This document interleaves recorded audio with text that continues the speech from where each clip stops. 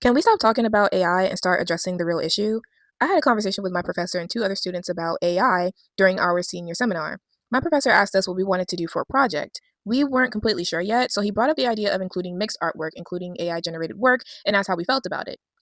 One student mentioned that businesses already use AI and that it should be used as a tool or aid, but not to do the work entirely. Another student felt that AI is doing more harm than good. They brought up its impact on the world and talked about missing the days when you could download a song from an MP3 website. They had strong feelings against AI and its growing role in creative fields. I found the conversation interesting because we were all essentially digital artists. We were photographers and graphic designers. Everything we do is digital. The tools we use are, in a sense, artificial brushstrokes. Granted, the average person couldn't learn what we've spent 4 years studying in a month or even a year. Still, I mentioned that the fear artists have of their work being stolen is similar to the fear musicians had during the rise of file sharing and digital downloads. Those musicians didn't want people copying or recreating their work because it took money out of their pockets and devalued the effort they put into their craft.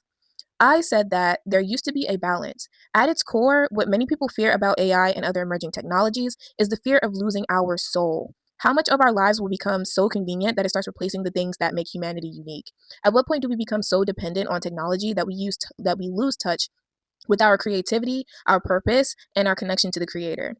I don't think it's wrong to create or use these tools. Heck, I even use AI to help with my logo design. We all use digital media to some extent, but there has to be a balance. I think we draw the line when convenience begins to harm ourselves, other people, or the world around us. That's where concerns about exploitation come in, whether it's large companies placing facilities near waterways, environmental damage caused by excessive resource consumption, or the broader consequences of pursuing convenience without considering its costs. People joke about, the road to the matrix, but beneath the joke is a real question. How much control are we willing to hand over in exchange for ease? Overall, I think having a certain level of concern or caution is healthy because the opposite is carelessness. This applies to almost everything. When you look at different subjects, religion, politics, technology, or ideology, extremes often lead to the same outcome. Being overly religious or completely faithless, obsessively attached to politics, or refusing to participate at all can create a kind of indifference that closes the mind to perspective and leaves us stagnant. Struggle does not automatically mean suffering, and convenience does not automatically mean laziness, but becoming completely attached to anything eventually brings out its opposite.